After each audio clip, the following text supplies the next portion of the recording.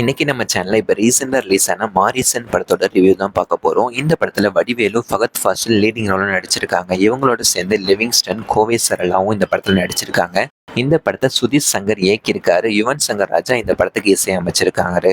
இந்த படத்தோட one line story என்னன்னு பாத்தீங்கன்னா, இந்த படத்துல ஃபகத் ஃபாசில் ஒரு திருடனா நடிச்சிருக்காரு. வடிவேலு ரொம்பவே இன்னசென்ட்டா நடிச்சிருக்காரு. வடிவேலுக்கு ஞாபக மறதி வியாதி இருக்கு. அப்படி இருக்கிற சூழ்நிலையில ஒரு நாள் பாத்தீங்கன்னா வடிவேலு ஒரு இடத்துல கட்டி போட்டு வச்சிருக்காங்க. அப்போ இவர் ஃபகத் ஃபாசில் கிட்ட உதவி கேட்கிறாரு. நீ காப்பாத்தினீன்னா உனக்கு நான் நிறைய பணம் தர்றேன் அப்படின்னு சொல்றாரு. திருடனான ஃபகத் ஃபாசிலும் அவரை காப்பாத்தி அவர் கூடயே பயணிச்சு அவர்கிட்ட இருக்கிற பணத்தை பறிக்கிறதுக்காக திட்டம் போடுறாரு.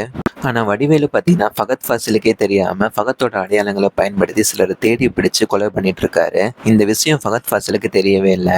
படத்துல ரொம்பவே இன்னசென்ட்டா நடிச்சிருக்கிற வடிவேலு ஏன் சிலரை தேடி பிடிச்சு கொலை பண்றாரு, அதுவும் ஃபகத்தோட அடையாளங்களை வச்சு எது கொலை பண்றாரு, ஃபகத்துக்கும் வடிவேலுக்கும் என்ன தொடர்புங்கிறதா இந்த படத்தோட மீதி கதை.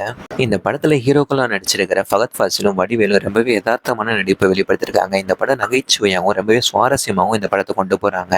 இந்த படத்துல ஞாபக மறதி நோயால பாதிக்கப்பட்டிருக்கிற வடிவேலும் நல்லவன் போல நடிச்சு பணத்தை பறிக்கிறதுக்காக இருக்கிற ஃபகத் ஃபாசிலும் ரெண்டு பேரும் போட்டி போட்டு நடிச்சிருக்காங்க. ஒருவர் ஏமாத்திக்கிறதுக்காக திட்டம் போறது இந்த படம் முழுக்கவே ரொம்பவே யதார்த்தமாவே நடிச்சிருக்காங்க.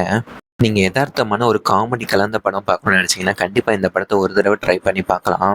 இந்த மாதிரியான ஷார்ட்டான மூவி ரிவ்யூஸ்க்கு நம்ம சேனலை மறக்காம சப்ஸ்கிரைப் பண்ணிக்கோங்க. இந்த வீடியோ உங்களுக்கு பிடிச்சிருந்தா இந்த வீடியோ லைக் பண்ணிட்டு உங்க ஃப்ரெண்ட்ஸோடய ஷேர் பண்ணி விட்டுருங்க.